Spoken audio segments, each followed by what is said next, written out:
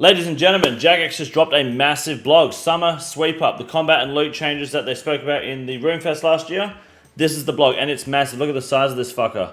There's a lot to cover here, so we're going to go through it now. Normally I'd be live doing this video, but I changed my streaming schedules around. I'm uploading like 4 different videos to get you guys some content, but they just dropped this fucking bombshell out of nowhere, straight up my ass. So we're going to have a look today and see what we've got to go through, because I'm getting spammed by Will and everyone else, and apparently it's pretty fucking big. So, let's have a look. Alright, so, following the steps of last year's rebalance. That's a cute video, we're not going to watch it. Let's just go straight, get into the meat and potatoes here. First off, elemental weaknesses and NPC defense changes. Again, another one of these bad boys. Let's have a little look here. So, alright. The wonderful Gentle Tractor reached out to us last year. I'm pretty sure one of the J-mods is dating Gentle Tractor. He's always in this fucking thing. He's got his finger in the right pie. So we're going to have a new list of affected NPCs for elemental weakness. Oh, Jesus fucking Christ. There's a list of, so we've got Abra Inspectors, elemental changes, yes. Defense changes, yes. Flat changes, no. And then, okay, alright, well, there's a big fucking chart that we're going to have to look at, and we're off to a strong start here. We're going to go for that chart at another time on a later date, because that's a whole video within itself. But we can see elemental and defense changes coming very soon, likely to make things a lot easier to kill and making the elemental spellbook a little more useful. And because elemental spells are just dead content. What I would like them to do though is to take elemental spells and allow their max hit to also be pushed further beyond level 99, because that's what really holds back the main spellbooks at the moment. Is just the damage cap, which puts them far behind charged staffs. But they've tried to choose thematic weaknesses wherever possible while maintaining game balance, and they want to hear about monsters that we feel are misplaced or monsters that we feel we've missed. They've pretty much, it looks like they've gone through the whole list of monsters. Like, look at this. This goes through pretty much everything in the game, and if there's an elemental weakness, you will see it on the right hand side here, which honestly, there's not a whole lot of elemental weaknesses going on. I'll be honest with you. There's a lot of dead air here, ladies and gentlemen, but I'm sure we'll go through it in a more in-depth video and have a look at that. Now we've got air weaknesses. Okay, so mastery over air gives you the edge versus an enemy who relies on cheap tactics like floating or flying. This is very Pokemon-like shit. So the most noteworthy NPCs are Zarpus, Thermonuclear Smoke Devil, Phantom Muspar, and a handful of quest enemies. Aside from the numerous additions to this category, there's also a couple of changes. Worms are now weak to air instead of earth. Skeletons are weak to air instead of weak to earth instead of air. Zombies are weak to fire instead of air. Okay. Water weaknesses, pretty much anything hot, let's be honest here. I'd love to see a water wave Zuck kill, please. That would be awesome. So, Port Kazard, get onto it. Which is pretty straightforward. Earth weaknesses, so these are for enemies with an exterior that's too tough to crack. So, we're looking at dragons, drakes, guardian drakes have been moved into this category since their rock-solid defense makes them feel more similar to metallic draconoids than chromatic ones. For similar reasons, mountain trolls and the tough-skinned giant mole have had their weaknesses adjusted to earth. So, giant mole and mountain trolls, who are earth-based creatures, are now weak to earth as well. Great logic there. Looking awesome. Looking good on that. There's also a lot of additions here encompassing golems, gargoyles, water fiends, jellies, trolls, crabs, and more. The most interesting among these are the alchemical hydra. Fuck maging the alchemical. Who are you fucking kidding? We're not maging the alchemical hydra. Dawn dust, giant mole kraken, and a variety of quest NPCs. Beautiful. And then fire goes against anything that is made of grass, just like Pokemon. So we've got here Scorpion, Spindel, Narlicus, Verzik. What? Oh, Verzik spiders, Narlicus form. Okay. Interesting. Skeletal wyverns, Cowfight Queen, Hespori, Briarfighter, Sarachnis, Venenatus. Anything nature. Zombies now sit neatly in this category since their rotting flesh burns right off. So feel free to incinerate them with impunity. Okay. So basically, elemental weakness are going further with them. That's the basic TLDR there, with that nice little list up above there. Now the defense changes. Okay. So beyond elemental weaknesses, you'll notice a spreadsheet linked above, which is right there, that we're taking a pass at some other NPCs and exaggerating their weaknesses where appropriate to do this. We're making further use of the light, standard, heavy system for range, tweaking the typical stab, slash, and crush bonuses in spots, and rolling out flat armor system, first used in Perilous Moons, on a very select few NPCs. Okay. Flat armor is the most interesting thing here. If you're not in the know, the flat armor value of 2 means an enemy takes 2 less damage than you would have hit. Meaning if you hit a 10, they'll only receive 8 damage. Negative flat armor value means enemies take more damage per hit. In practice, then, an enemy with positive flat armor might encourage slower hitting weapons or weapons with fewer hit splats, while enemies with negative flat armor encourage fast-hitting weapons or weapons with numerous hit splats like the Cypher Vatua or the Dual Mac Daddies. Right. Very interesting. Realistically, we aren't likely to say this NPC is 20 flat armor. Hope you bought your Elder Maul. But it's a small balancing lever that we can tweak to nudge things one way or the other. Similar to a more traditional defense. So it's basically damage reduction. Okay.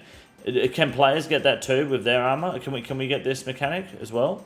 In cases where we've introduced positive flat armor in the NPC, we're bumping HP down slightly so that kill time isn't likely to change considerably with your existing setup, but may slightly favor a change in setup. Okay, so that's fucking pointless immediately.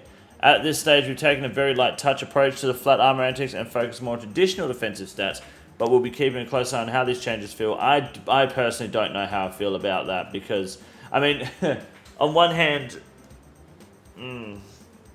it brings a new defensive aspect to the game where you can have like weapons and gear sets now that avoid flat armor, raids based around flat armor, weapons that will ignore flat armor or reduce flat armor, or flat armor special attacks that, you know, turn positive flat armor to negative flat armor. Sure, do I like that though? I'm gonna have to think more on that and think about how this makes me feel, because it's very... It's minorly RuneScape 3 in a way. Not that this is from RuneScape 3, but it just feels like we're adding an element now that you have to consider beyond your normal defense and strength tactics and accuracy rolls. So that's an interesting one I'm going to come back to in the near future.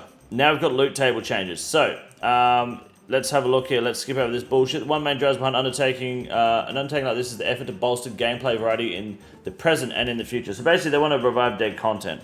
That's basically what we're looking at here. So Torso Seeds sell for about selling off a 50k GP to other players. Following the addition of Phantom Muscle in terms of mascot, the supply of Torso Seeds rose drastically. Now they fetch comparatively 6,500 GP. Yeah, nice work, Jagex. You did a good job. The knock-on effect of this is that for a future table to have good Torstol seed drop, meaning one that has a similar GP value to good Torstol seed drops at the same time of release as Tombs of Mascot or Phantom Muspar, would have to drop almost 8 times as many and continue snowballing the plummeting price of Torstol seeds. Great farming XP. So you can't keep dropping more or something? No, you can't. It was a dumb fucking idea. So they've got another spreadsheet here. So 2 things to note when you're checking out the spreadsheet. So we've got Shark Chum is similar to Diabolic Worms being an anglerfish rate enhancer, except that Shark's shocking. Okay?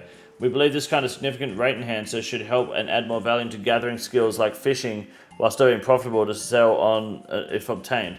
To be clear, we're not looking to roll out some kind of skill enhancer for every gatherable resource. We'd like to experiment with more of them for high-level resources specifically so that we can tone down on raw drops, but don't ever want to get to the point where players feeling like it's not worth doing X without Y. Okay, so basically... Right, so Zora, drop rate for the food reduced by 75%. That removed drop rate is then replaced with a shark drop. When the shark drop is hit, it's 50-50 whether you get shark or twice as much shark chum. So you're losing the manta ray, you're getting sharks. Same for Muspar, Vorkaf, Laren's Keys. Okay. Grotesque Guardians, you'll get a 1 in 30 chance to get 20 raw sharks. Drake's 1 in 20 chance to get 5 cooked sharks.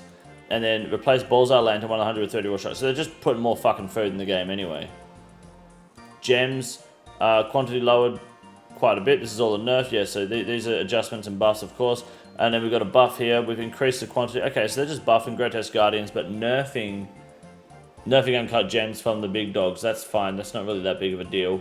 Runes. We're getting nerfed runes. I'm glad to not that we don't see Wraith runes on here at all. So Vorkaf is getting a nerf. Zora, Kraken. Sorry if you can't see this. I apologize. Hold on. Vorkaf, Zora, Kraken, and the Sulfur M-Words and the Dust Elves, they're all getting nerfs on their rune drops, which is fine, I think.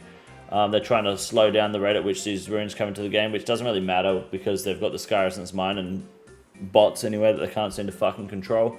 Greatest Guardians, Giant Moles, Mutated Blood Velds buffed, awesome. Hellhounds, Greatest Guardians, Amoxalatl, yeah, okay, so we're buffing Aether Rune Catalysts, which are now going to be added to the Leviathan and Abyss of Size. So I guess that draws people away from Yama a little bit, which is a smart idea. You pull people away from Yama if they want Aether Rune Catalysts, which is maybe like one person.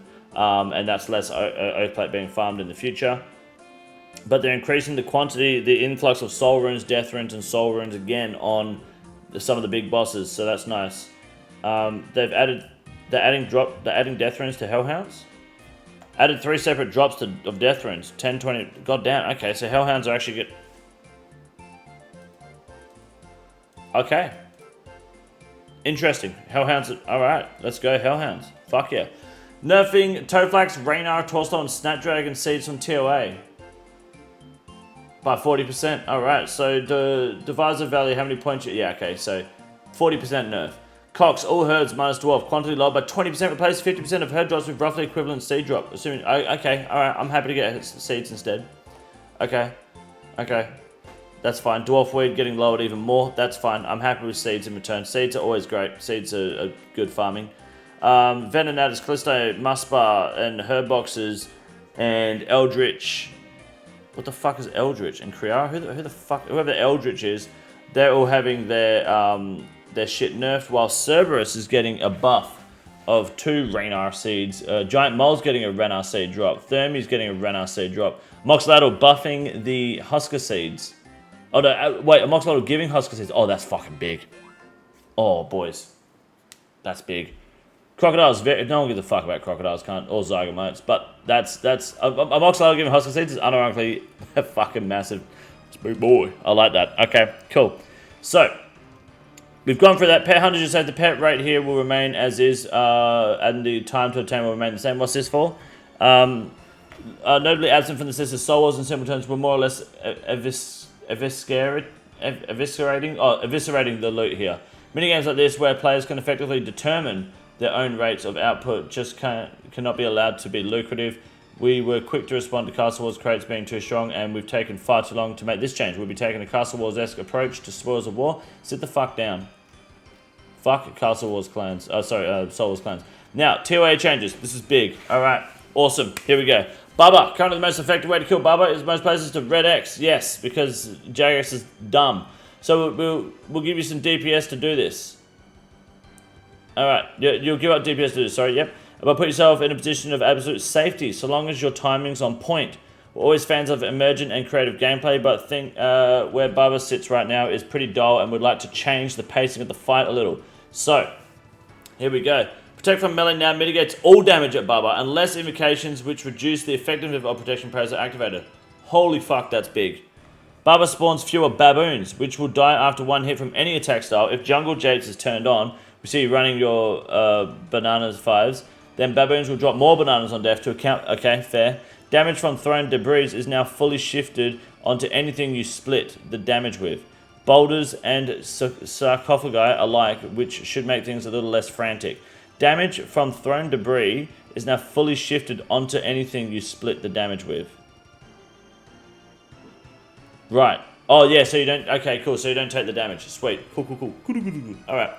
We're hoping that these tweaks make the fight feel more fair. Yeah, dude, thank fuck. Like, mitigating all damage from Bubba. It's about time. Holy shit. Yes. Oh my god, that makes the raid so much better. In almost any other content, Akka got... can we make the fucking statue in the middle of the puzzle room, like, click-throwable, though? Like, just one small change, and that's it. That's all we need. Now, in almost any other content, Akka's got enough going on that he's more than the final boss worthy, perhaps a little too much.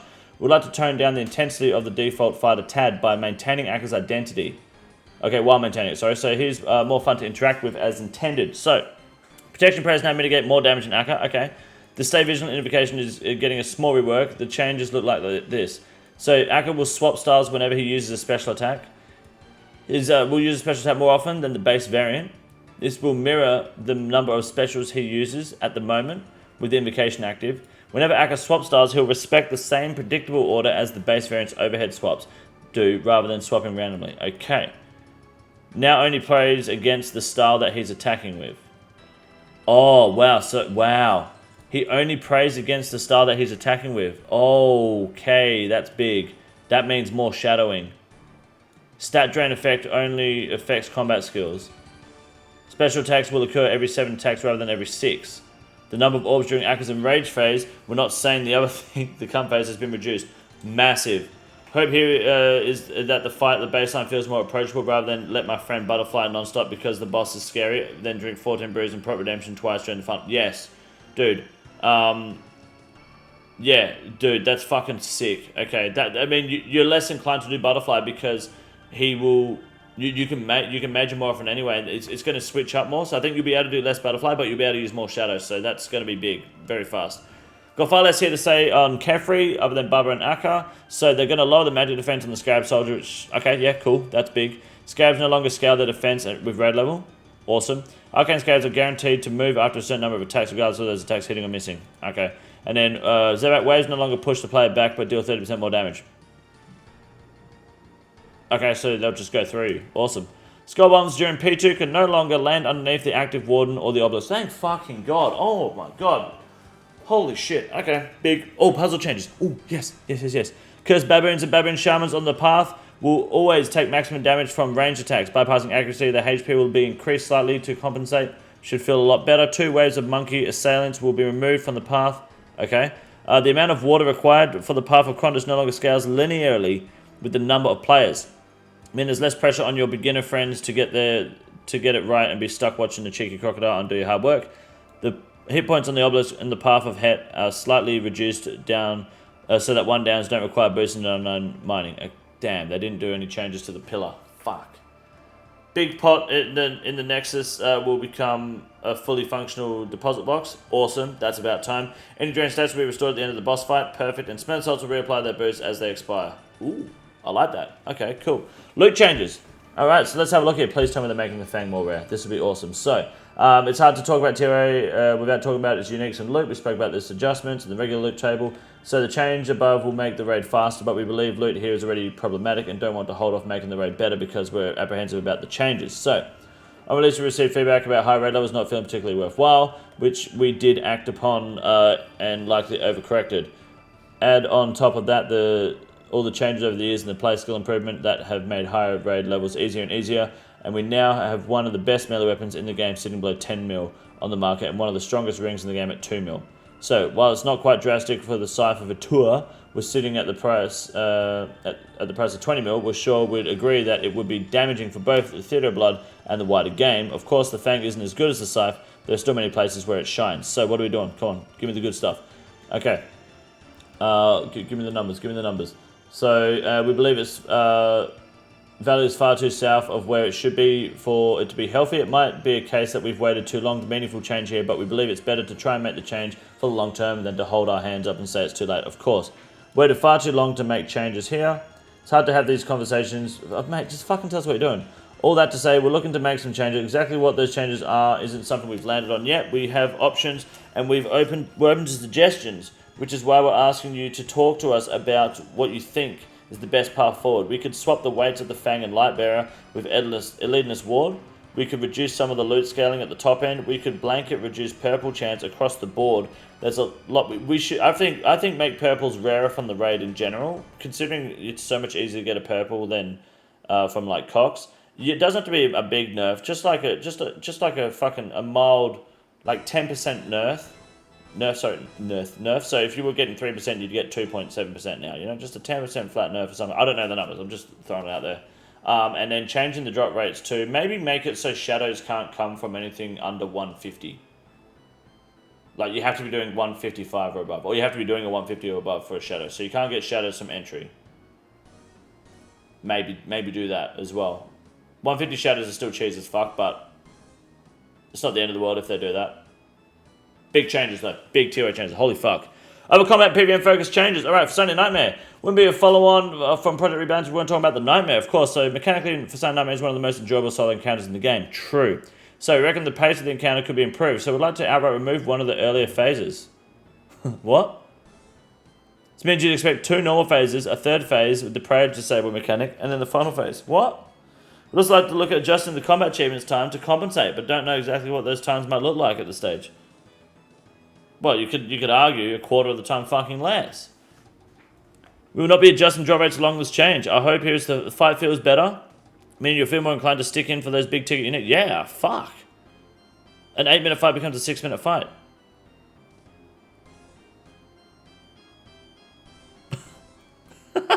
Yeah? Oh, fuck yeah. Next, okay, keeping the theme, we've got another endgame encounter. So one of the foremost complaints about Next is that taking her down can feel like a bit of a brew simulator due to lots of chip damage. Unpredictable aggro swaps, unpredictable attack patterns in certain phases, a few opportunities to heal up without sacrificing DBS. To be honest, a lot of people just don't know how to fucking do Next because they're never taught properly, but, you know. So, we've got a handful of tweaks to improve the feel of the fight. So, allow players to deal reduced damage past Nexus phase transitions up to a threshold so that they don't run into a feels bad damage. Yeah, that'd be good. Mass groups will likely hit these thresholds easily, but won't see noticeable reductions in kill time since they're already so fast, while small teams will be able to keep on hitting without feeling like they're completely wasting their time. Cool. That's awesome. So I believe what that means is like when you're waiting for the mage to like give Nex the power, or like when it's time to hit the mage, you can like waste a ruby bolt on Nex and hit a 0. So I think what now it'll just give you a reduced damage bolt, which is good. Adjust some of the behaviors during downtime phases to let players heal up without feeling punished. We'll achieve this by letting players heal from damage dealt to blood reavers, though we're open to further changes if absolutely necessary. Okay, make her melee attack a little stickier during all phases. This means that if Nex uses melee attack, she'll use 2 more before swapping. Similar to the chain. Oh, nice. That's cool. Additionally, reduce the damage dealt by a magic attack in the final phase if you turn on Protect Magic late. Meaning even if you're not praying already, you can still mitigate damage a little with a little quick reaction. Awesome. I'm not looking to drastically adjust Nex as a fight, but think that providing you more avenues to reduce incoming damage might make it feel more engaging without trivializing the encounter entirely. Let us know what you think. Yeah, that's big. That just makes like the control of the fight a lot better. You take a lot less damage, and the melee attack thing is really good, like the Mother Dolls. That's big. Big. Alright, Huey Coddle, moving away from the endgame moment. Let's have a look here. So we'd like to improve the tail phase a little with clearer visuals and bring down the tail's hit points so that you can actually get back to hitting Huey in the face and body again, which is what you're there for. That, and also maybe make the hitboxes not dog shit. Okay. What's a little more complicated is figuring out who Huey is for.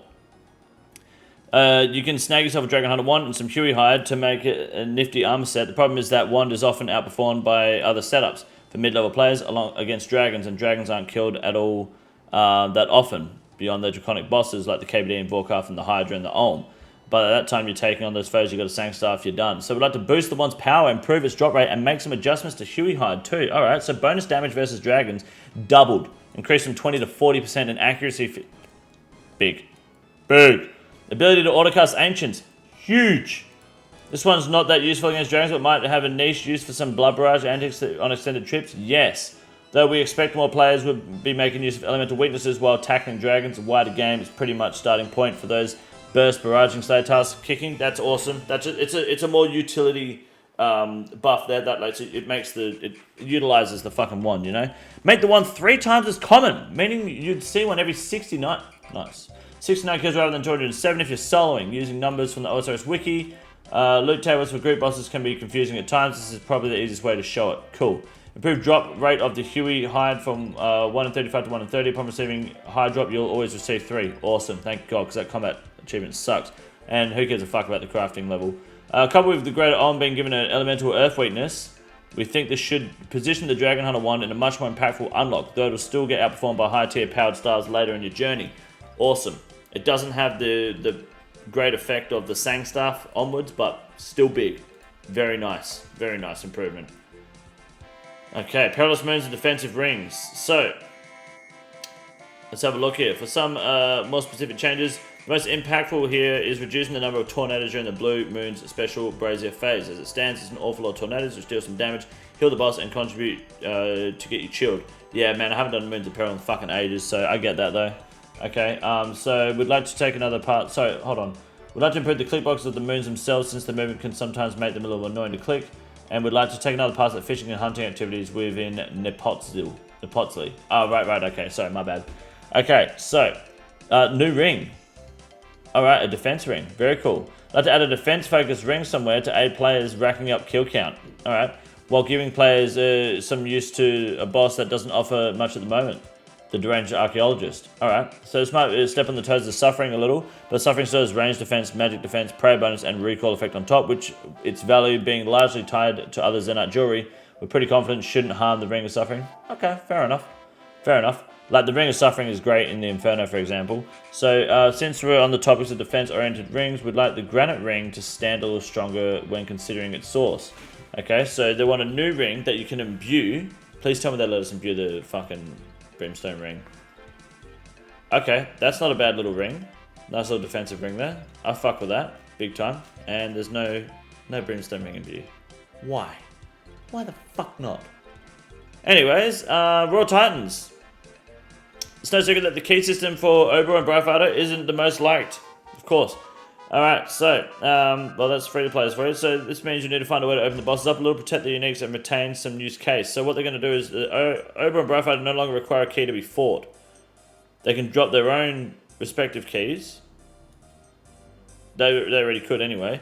To compensate, each of them is given a reduced simple loot table. This loot table is similar to the regular Giants variant with a chance of giant bones. Members only, for a chunk of prayer XP when buried. They can't be offered to altars, and an increased chance to each boss' respective key. Hold on, what the fuck are the keys for? On the flip side, the uniques are valuable. Okay, so... What are the keys for? Hold on. The uniques are valuable, and for the tier of player that they're aimed for, it would likely plummet in value if they were freely obtainable. Plus, it's nice to have the occasional oh cool moment when you get a heal or moisture. Okay, so that means you need to find a way to open the boss up a little, protect uniques, and retain some use case for keys that players might already... Oh, okay, so you're going to have the keys for something else. I was going to say, what the fuck? Inside each of the layers is a chest. Read the next point. Using a giant or monster key to open those whose loot table is the same as the existing one, this chest can only be opened after the boss is defeated. Cool. I like that. I fuck with it. Cerberus, awesome. Let's have a look here. Adjust the lava pool attack so that it's easy to react to or predict, which is completely doable with range, by the way. Reduce the radius so that they only deal damage on the tile. Big. Slightly improve the drop rate of the Keymaster teleports so it's more feasible to break even if you're doing extended trips, or make them tradable. Make Keymaster teleports cost tradable. There you go. Adjust Ward of Osrs to provide reduced incoming prayer drain from demons by 30%. It's targeted at Cerberus Ghost attack, but has uses at other demons too. Oh, that's nice. Fuck the Spectral Shield.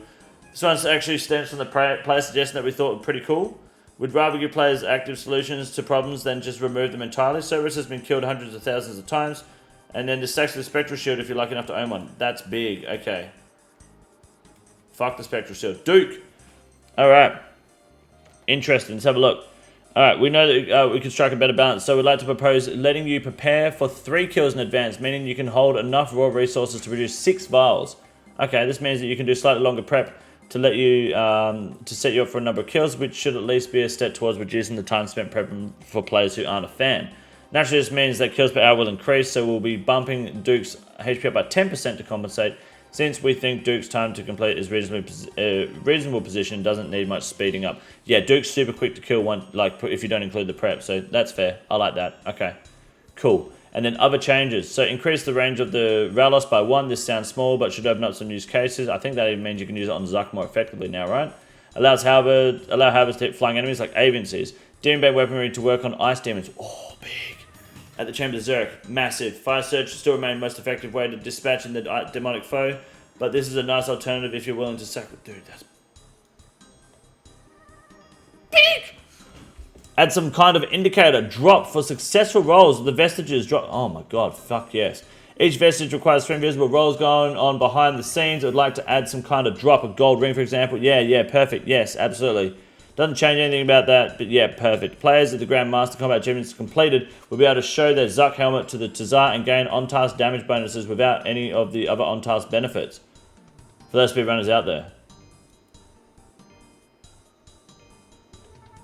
Show the Zuck helmet to the Tazar and gain on-task damage bonuses without any of the other on-task benefits.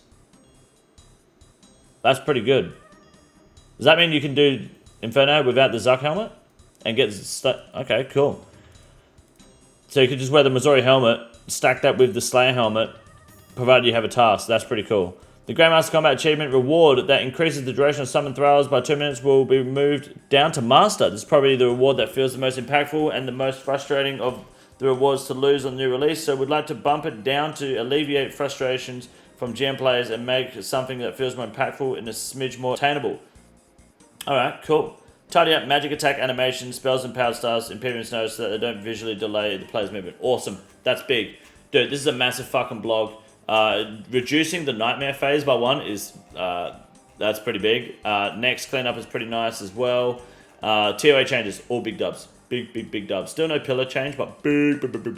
Element changes, I don't give a fuck about that shit. But overall, massive. Let me know what you think and subscribe down below. Let me know what you think is best for you. What do you like? What do you think they missed?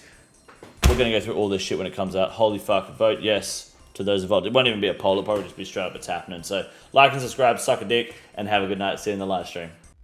This is the easiest move in the raid. It's quite simple. You got a big boy. Look at him. God damn. Fuck me. Look at that boy. Huge.